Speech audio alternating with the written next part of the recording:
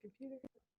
All right. Hello. Good morning, future Dr. Jasmine Morning. Getrouw. How are you? I'm well, thank you. Glad to be here. So I'm excited to have you on this kind of guest lecture today for the sociology principles of sociology. A lot of the readings that our students are kind of getting acclimated with the theories and kind of understanding how to think sociologically. And the most recent chapters that we have covered are around culture and socialization and kind of thinking about how that impacts society and how we understand ourselves, how we interact with other people, the dynamics around that, what are the norms and how those norms are shape our understanding of culture, and thinking about high culture and subcultures and ethnicity cultures versus other kinds of cultures. And I thought that your work around diversity and inclusion, equity and inclusion with Guilford County Schools was particularly relevant for this conversation. So I just want to have a free-flowing conversation with you about the work that you're doing, especially because you have an interesting kind of framework and perspective on the work that you're doing and how you want to address inequality in the school system through your work. So if you would introduce yourself.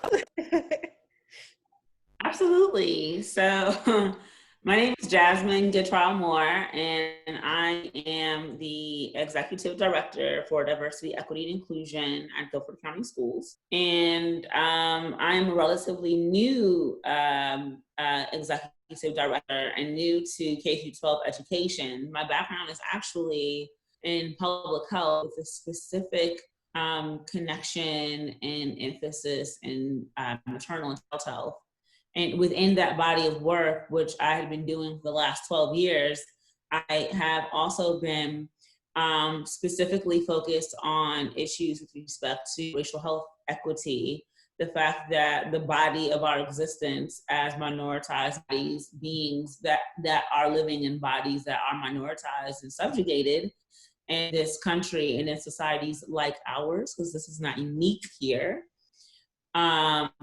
is that our social status, our standing, results in inequities across systems, and that includes health and healthcare as a social determinant of health. And the other systems I will name are also named and identified as social determinants of health that determine the health outcomes for communities. So health and health care, neighborhood and built environment, social and community context, also education and or economic placement, economic access and such. So understanding that those social determinants, of which some of the early foundational contributors to what sociology uses, i.e. our critical theorists such as Antonio Gramsci and others, call those social determinants or systems superstructures. Yes. And so those kind of core superstructures are definitely health, like policy and who governs law, right?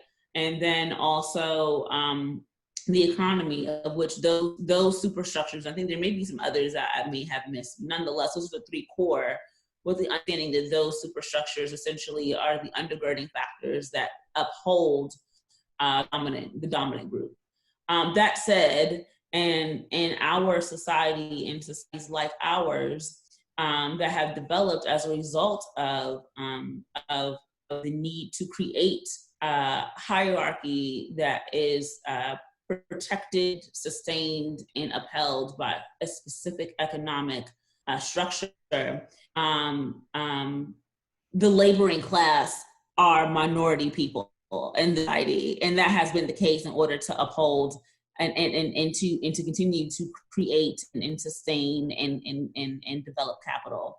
money. And that said, in looking at some of the programs I was a part of as a coordinator in public health and maternal and child health, seeing that we were really addressing issues and providing awesome work and frameworks, but ultimately noting that regardless of what program I'm looking at in public health, regardless of what system I'm looking at, which brings the social determinants back into play here, that these gaps with respect to succeeding in each of these systems are consistent, regardless of what system we're looking at. And if the gaps are that intense, if the disproportionality, the term used in education, or the disparity rate, the term used in health and healthcare, which all is talking about a huge chasm with respect to who's succeeding and who's not,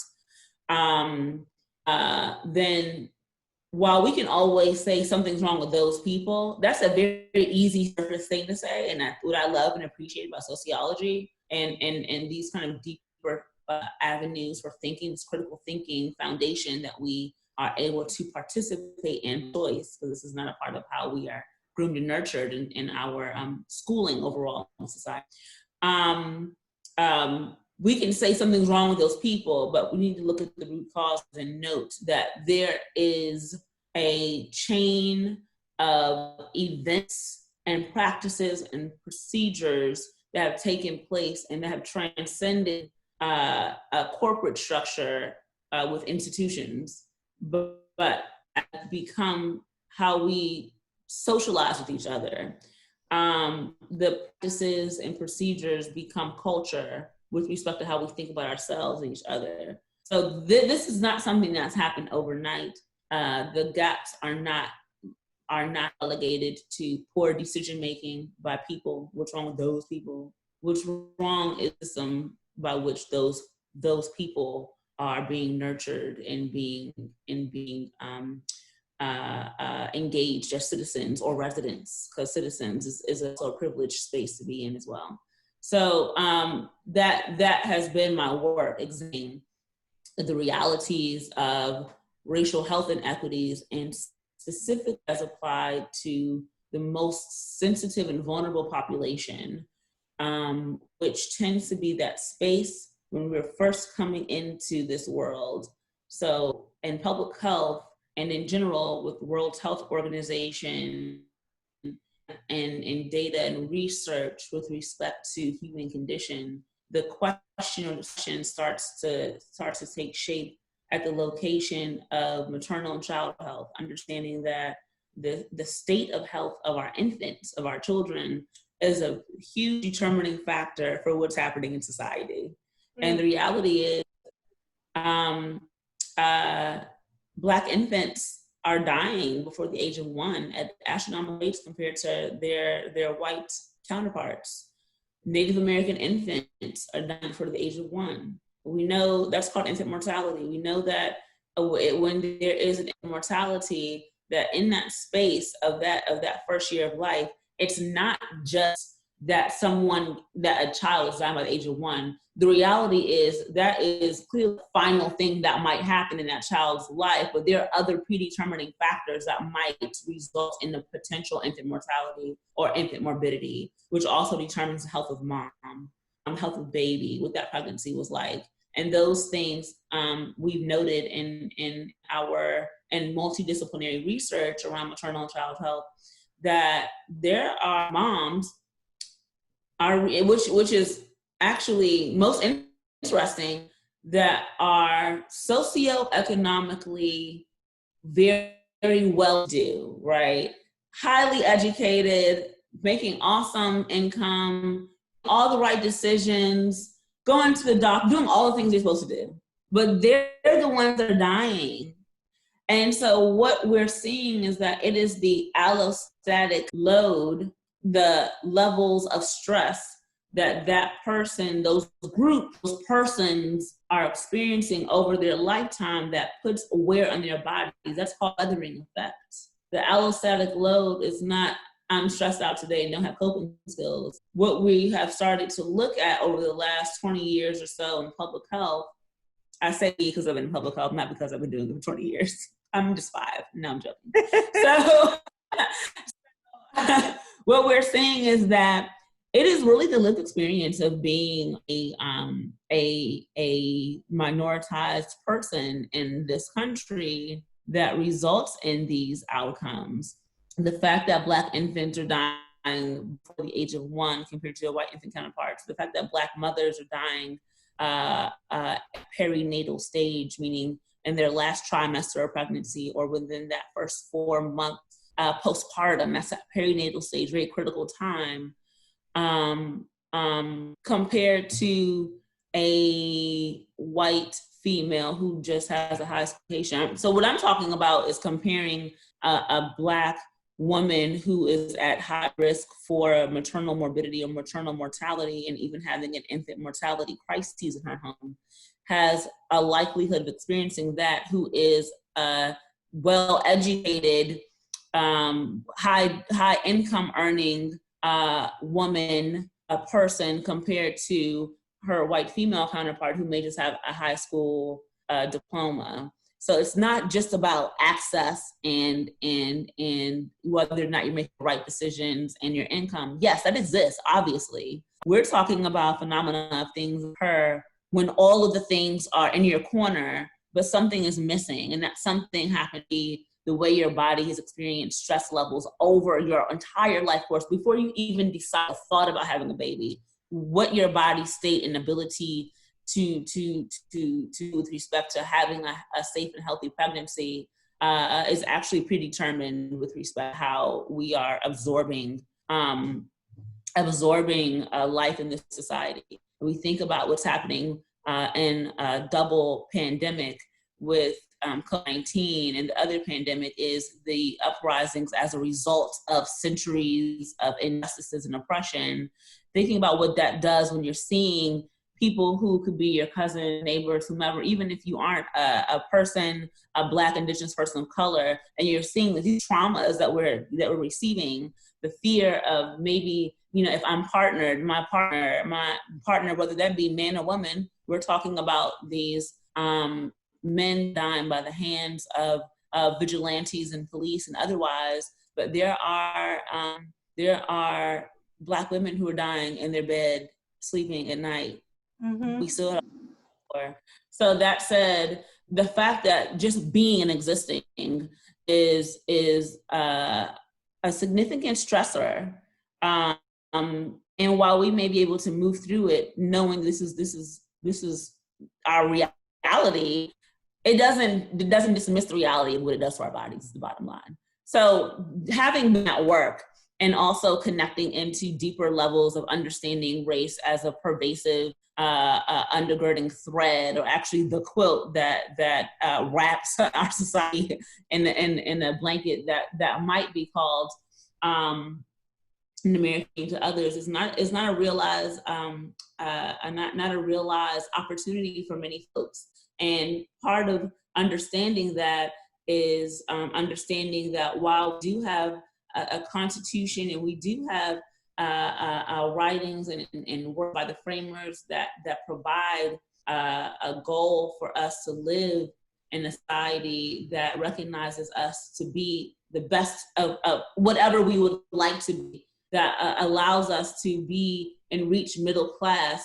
Those are things that are there, but the ability to get there, or rather the ease to get there, is not necessarily afforded to many people in society, and most of that is racially stratified. And so I can get into a full-fledged one all day, and I'm going to be quiet. You said a mouthful. Yes, I did. So I want to just make sure that I break it down, because I know that some of these concepts are very new to my class. My class is brilliant, and I can tell you that right now, because I've heard them analyze some of this stuff, and I'm like, wow, y'all are on it. But I also just want to make sure that we're all on the same page.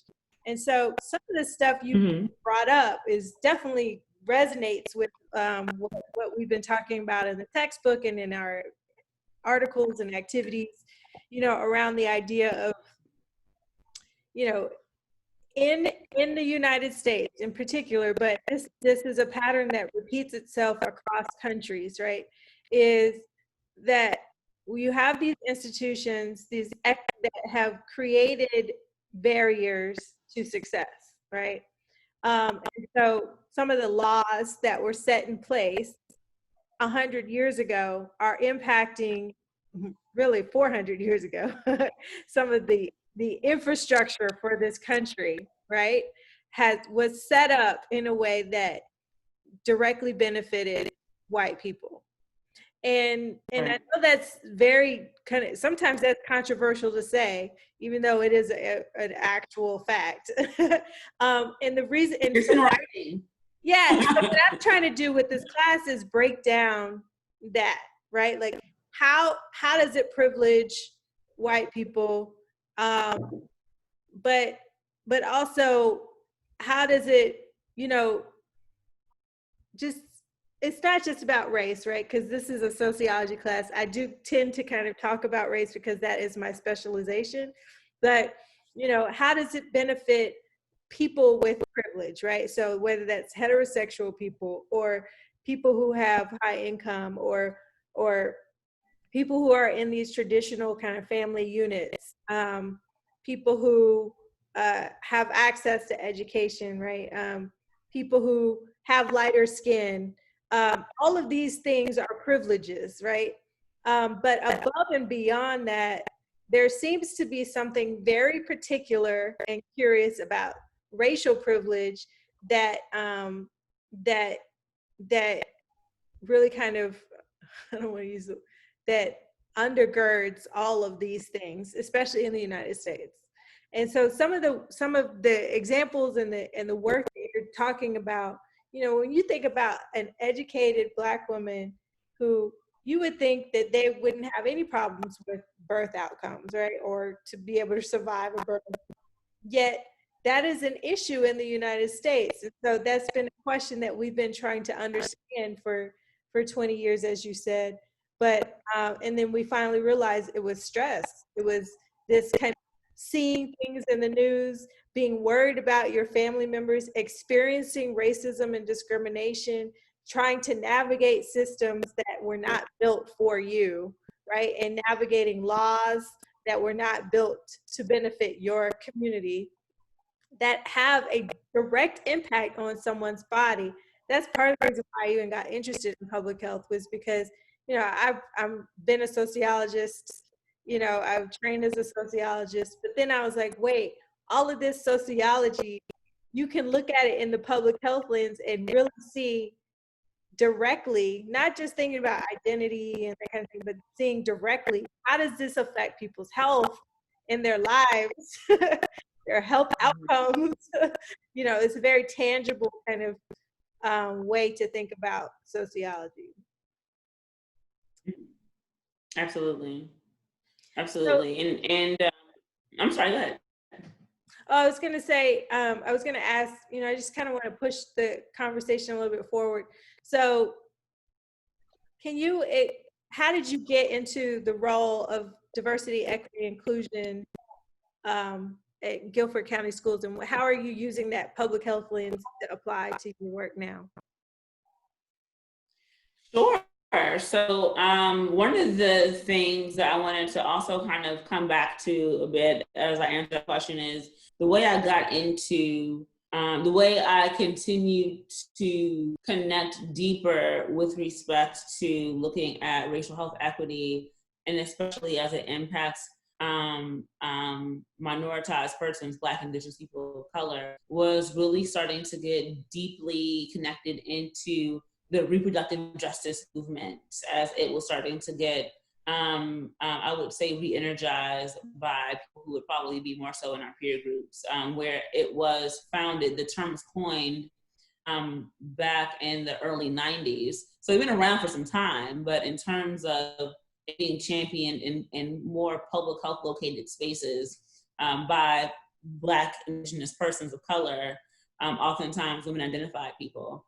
That's how I started to take my work deeper and broader.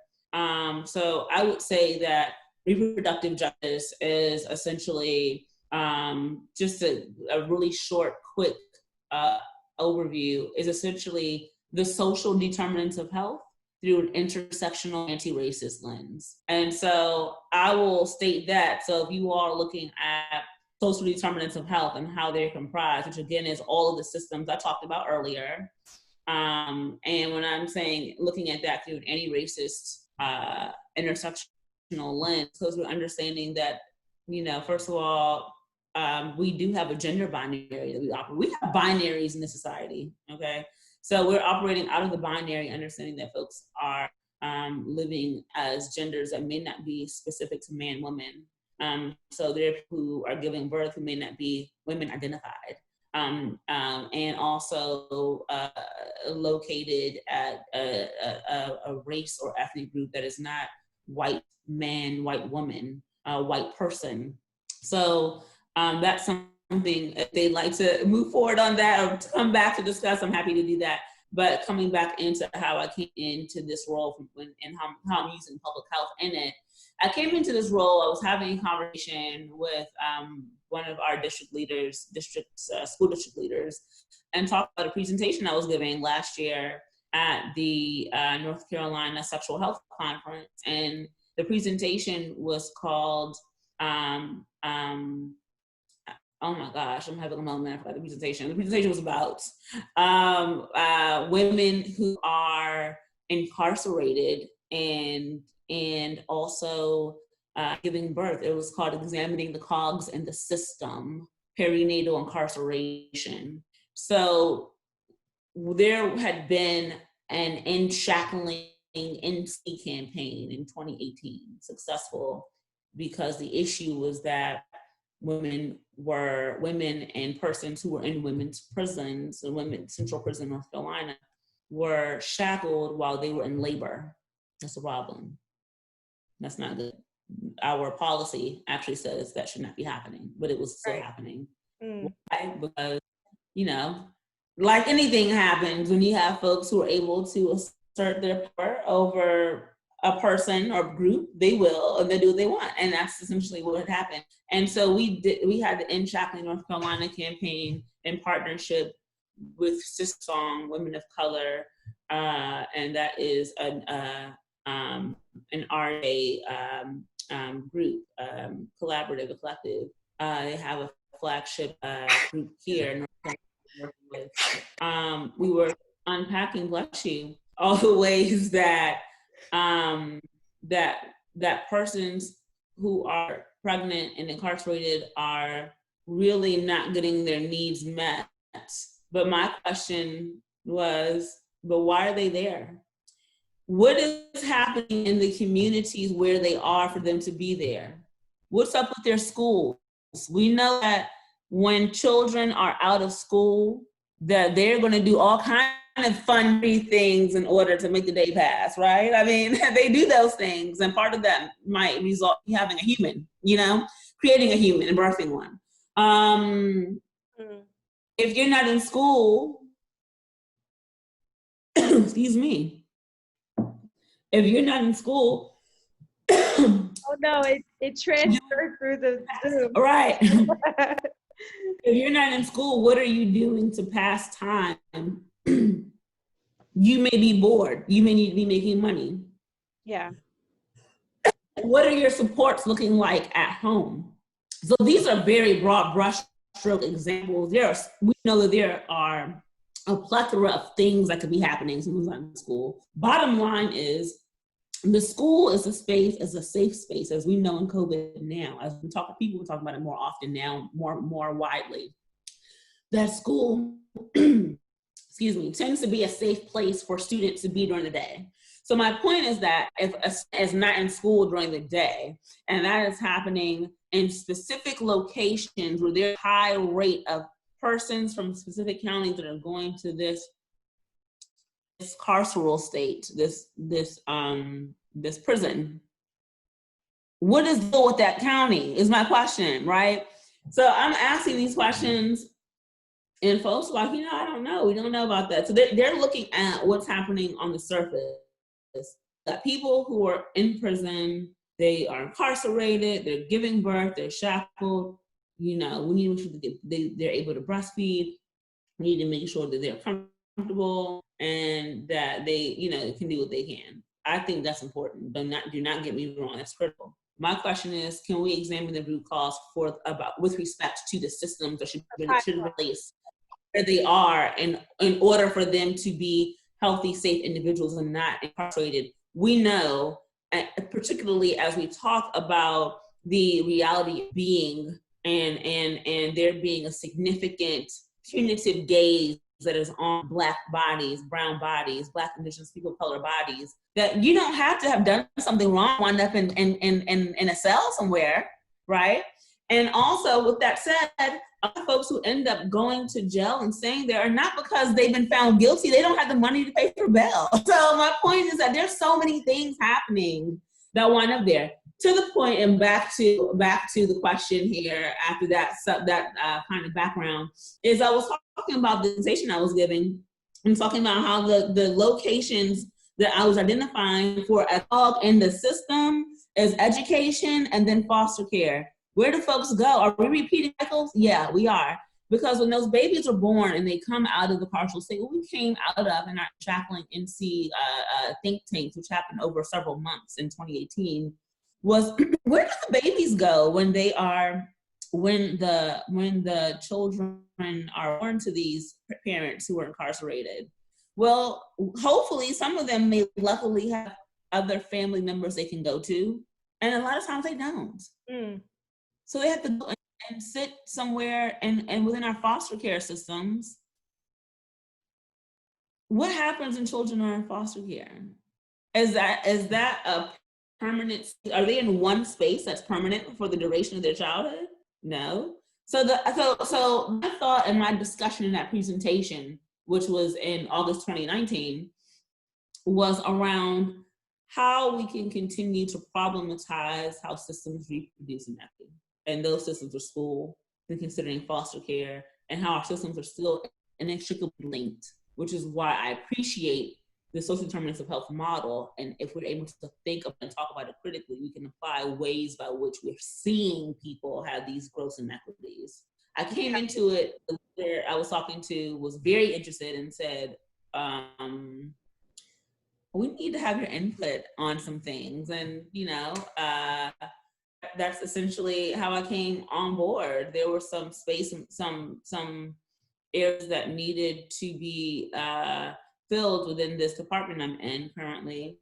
And I said, I'd love to engage and be present. The way I'm utilizing public health here is I'm operating from a community-based participatory research kind of framework with respect to ensuring that there's active storytelling and narrative that's present. And that's something that happened in public health, that's been happening in public health as of late with programs, but that definitely comes from a multidisciplinary frame. It's not public health, it's not endemic to public health, that storytelling piece. So really centering the way I approach equity within this system from the mouths and experiences of the students and their families, and also the teachers who are in these classrooms. Having an advisory council that's representative of all of those people, students, their parents, primarily their parents, teachers, as well as community partners.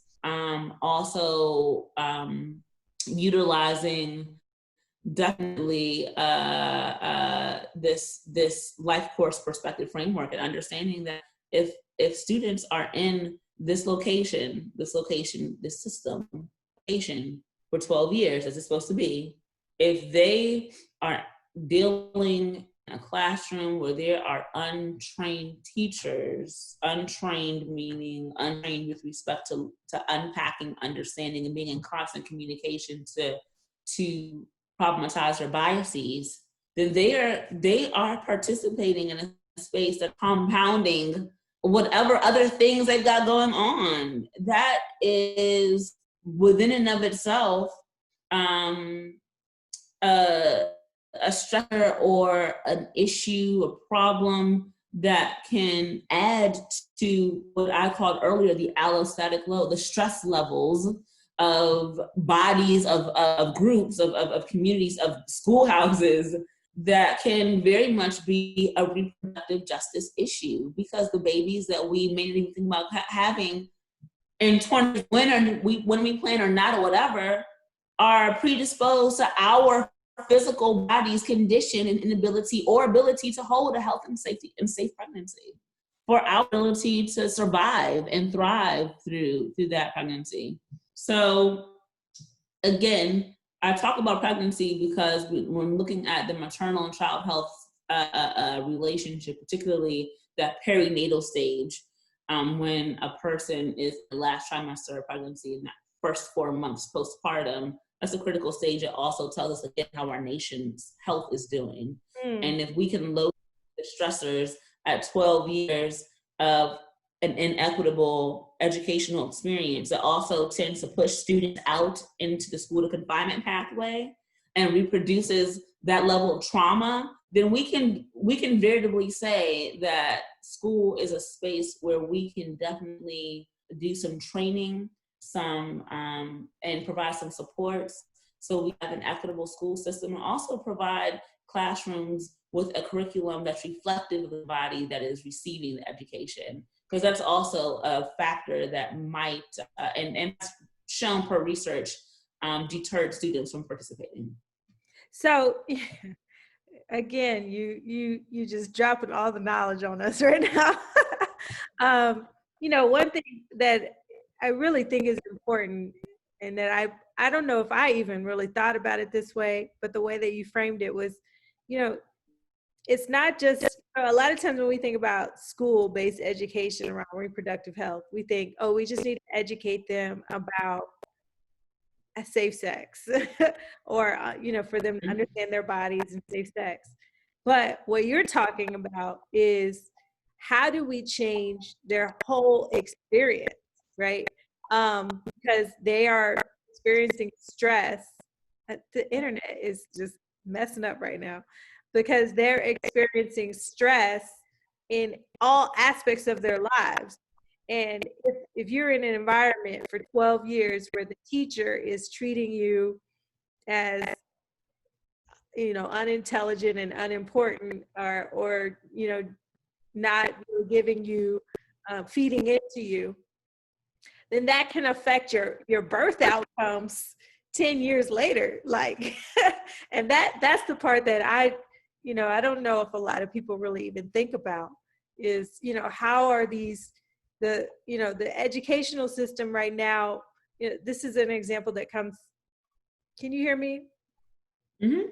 Okay. This is an example that comes from a textbook, about Bordeaux and the culture, like the kind of middle-class culture, and how middle-class culture has shaped the structure of schools. And so if you have school systems that expect parents to be involved in certain ways, and have, expect children to be able to have access to certain resources and behave in certain ways based on middle-class values, then that inherently is going to cause stress for people who don't fulfill those roles. And the reason why they don't fulfill those roles is because of larger historical and structural issues that have put them in places where they cannot access the resources.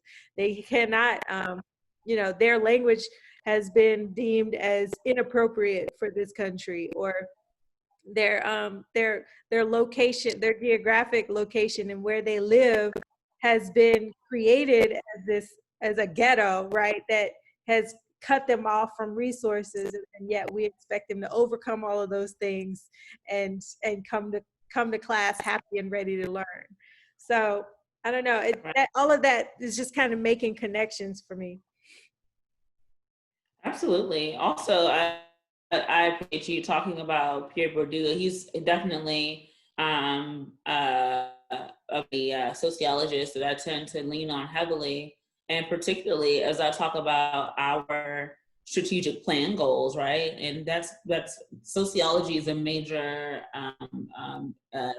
area of discipline that I've been utilizing in order to share how implicit bias shows up in the classroom. So, for example, we've got 6 2022 strategic plan goals for districts And one of them is to decrease gaps, is goal 5, and it says to decrease the achievement gap between Black and Hispanic males and their white male counterparts by 2 percentage points by 2022.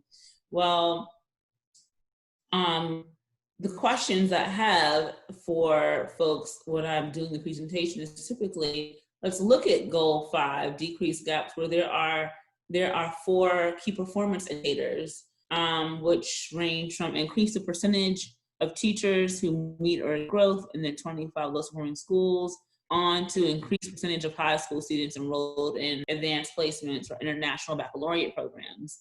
Well, one area I specifically focus on is goal 5, KPI 3, reduce out of school suspensions of Black and Hispanic males. When we look at this and look at the data, it looks like, and I'd love to share, but I know we have, I suppose, limited time, but when we look at the data, we're seeing that and the data ranges from 2014-2015 school year to the 18-19 school year. The racial ethnic groups that are identified are white, Black, Hispanic, and then all others are the 4 groups, right? And each group is broken down by gender, by assigned gender. We're seeing in the 14-15 school year, there were 11.9% white males who were suspended, whereas there were 3.6% white females. 18-19 school year, 10.5% white males versus 2.9 females. Looking at the highest number of persons who were suspended, period, are Black students. 14-15 school year, 45.3 males versus 43.7 female. 18-19 school year, 44.7 versus 24.4. For Hispanic students, 14-15, 6.8 males versus 2.3 females. And then the 18-19 school year, there was 1.4% male suspended versus 3.1%. So the data, and this is, I'm sorry. Can you show the graph? Yeah, absolutely. I'd love to. Okay. Yeah, I'm glad you asked me to do that. Yeah, I think it's going to be, I mean, those numbers are staggering, but then it's to see it visually will make all the difference. So it looks like I'm disabled from sharing my screen. Oh, okay. How do I do this?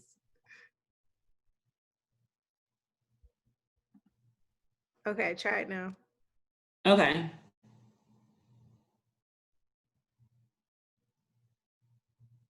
All right, there we go. So I'm going to minimize our pictures and let's see. So in looking at this, and this is going to be this is a recording, so I don't want to put it on presentation mode because you want to hear my voice over me talking live now. Oh. But excuse me. These are the numbers here, and we're looking at this and we're seeing these astronomical numbers for Black students versus white students. And my question is, what does this look like? What does this mean to you when you look at this? And so I get a range of comments, and I did a presentation that was a non-Guilford County Schools audience presentation. And a response was, to me, this looks like, boys misbehave. And I offered the audience, and for us to unpack that, which I do typically, which is to say, we can easily say what's wrong with these students, right? It's easy to say that. But one thing that I also noticed as we continue to look at these numbers and may even say what's wrong with these students is that Black boys are 4 times as likely than their white male counterparts to be suspended. Black females are 8 times more likely than their white female counterparts to be suspended. While Black students have the highest suspension rates, when we also look at trend data based on who's also identified in the key performance indicator for reducing suspension rates, Black and Hispanic males, while Hispanic students don't have high numbers like Black students, the reality is that from the 14-15 school year compared to 18-19, the numbers are increasing with the suspension rate. So, I mean, it's something to consider, right? And when we consider, what's wrong with these people, we have to continue to start really unpacking who is facilitating the learning spaces that these students are actually in. And that's where we go back to the teachers. So in a recent report that was actually, I'm going to share it on the screen, that was actually released in May 22, Jordan Stark and others identified that, the report was called Teachers Are People Too. And what they identified was that teachers are just as biased and come with implicit bias, those cognitive, automatic assumptions and positions about groups of people that are not on purpose, but they're there. And if they are not, if we're not training our teachers and the persons who are responsible for participating in leading a learning experience with students in that co-learning space, then we're going to continue to have astronomical rates. It's not because it's just bad, but because there are predictive assumptions about what Black students are, who they are. In this presentation and in this work, I continue to move forward with sharing a video of a little girl who is clearly mocking other adults that she's experienced in her pre-K life, in her 4-year-old life. And I asked the question, what do we think about this little girl? What are we taking from this? And she's talking to the teacher saying, Miss Linda, I'm gonna take a vacation. So she's kind of doing this whole very thing where she's again mocking the adults in her life. And Miss Linda, the teacher, adult, I don't know if she's actually the teacher or not. This is from a YouTube video. Is calling the girl bad. Oh, that's why you in jail, you in timeout. She's telling this little girl that she's in jail and timeout. And we see that there are the white students who are passersby and other students, other Black students, the little girl's a Black girl. And the question is, if you've seen this play out your whole life, from early childhood to date, what are predictive assumptions you're going to have about Black students, about anyone who's in that space and deemed bad, you're in jail? Where do we see ourselves in this girl? Where do we even see ourselves in the teacher?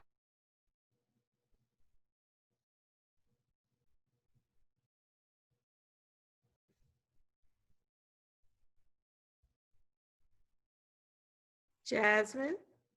Okay, so what I heard was, where do we see ourselves in the girl? Where do we see ourselves in the teacher? And then it cut off. Right. So where do we see ourselves in her? Where do we see ourselves in the teacher? Understanding that as we apply research that's been shared here in this article, I talked about Teachers Are People Too, examining the racial bias of teachers compared to other American adults.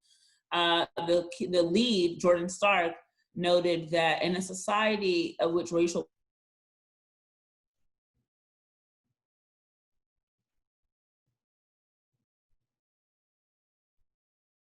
You got cut off again.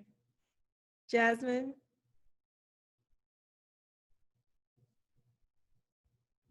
are. So if teachers are not appropriately trained with a racial equity focus and do not have a community where they can continue to unpack the proverbial bag that they carry of implicit biases, then we're going to continue to have these outcomes like this school suspension outcome. Jordan Stark also noted that this is exacerbated, that is the accretive impact of working in environments characterized by racial disparities can increase bias for white students over minority students, that this is actually exacerbated by overrepresentation of white teachers who comprise 80% of the profession. So they're bringing their pre-existing racial prejudice with them to the classroom. And again, if untrained, unpacked, and we're not creating a safe space of support and to ensure that our students getting their needs met, by ensuring that we have teachers who are able to teach from a place where they are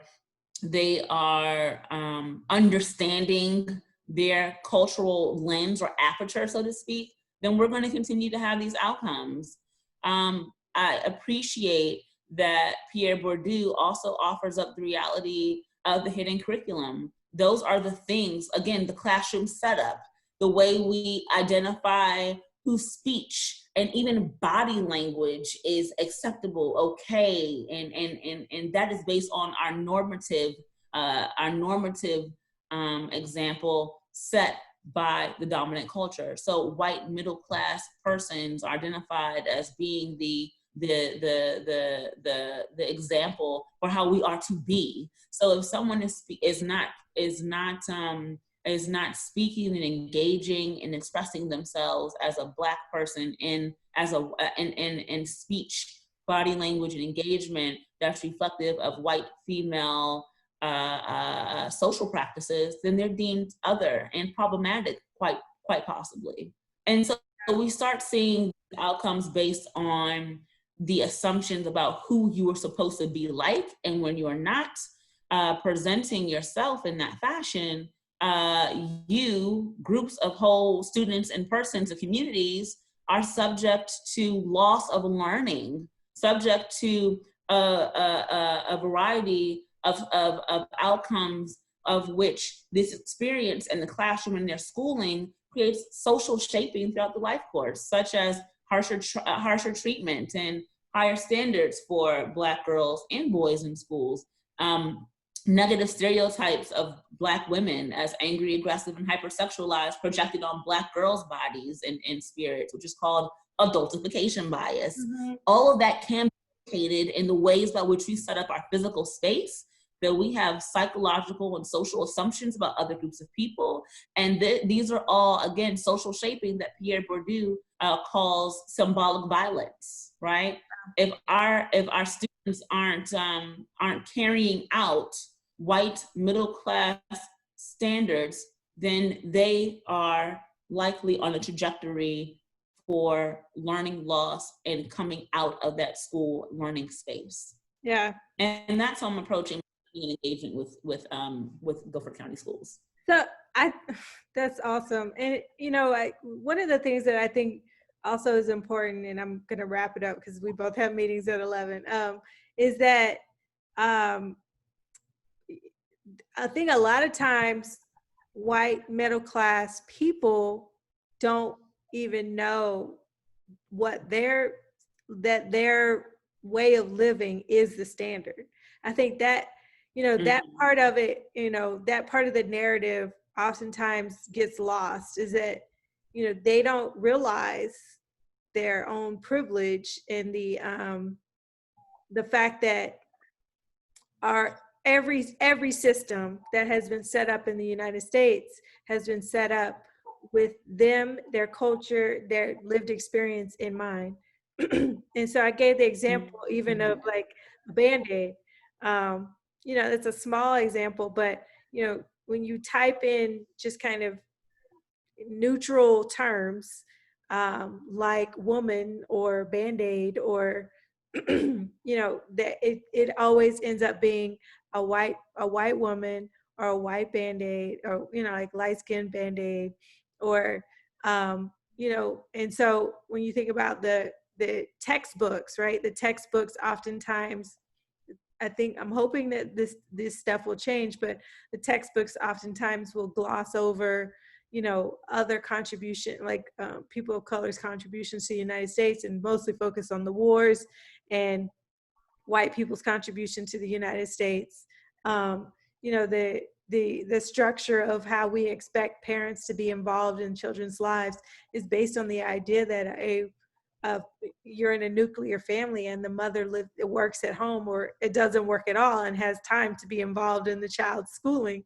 And so these are standards that are based on really the 1950s, 1970s white middle class lived experience. And and even that lived experience was created, it was manufactured, right? If you look at, it didn't exist just out of a vacuum. It was created that way. We had laws that allowed people to own homes and move out to the suburbs, that directly excluded Black veterans, right? We had and kept Black people from being able to move into white neighborhoods. And so, you know, yeah, sure, we've integrated now, and integrated the schools now, and maybe even have had some successful Black and Latinx people who've been able to move up into society, but those are more the exception than the rule. And so, you know,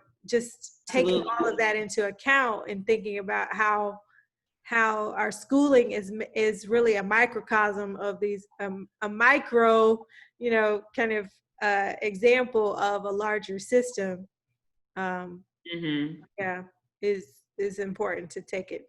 Hi, Davis. I love how the students are joining at the last minute. So Davis, we're finishing up a recording, and I'm actually going to post this on Canvas. So there's no requirement for you to be in this Zoom right now. Okay, awesome. So Okay. sorry. I just finished my 10:45 class. Figured I'd hop on. Yeah. So, okay, awesome. Okay. Thank you. Have a good one. All right. But yeah, so well, that I think concludes, you know, I want to wrap it up because I know we both have meetings. I really appreciate you and your work, and I hope that hopefully we'll be able to bring you back again at sometime in the future. Keep up the work that you're doing, and I can't wait to see how these outcomes change because of your vision. Thank you so much, Dr. Matthews.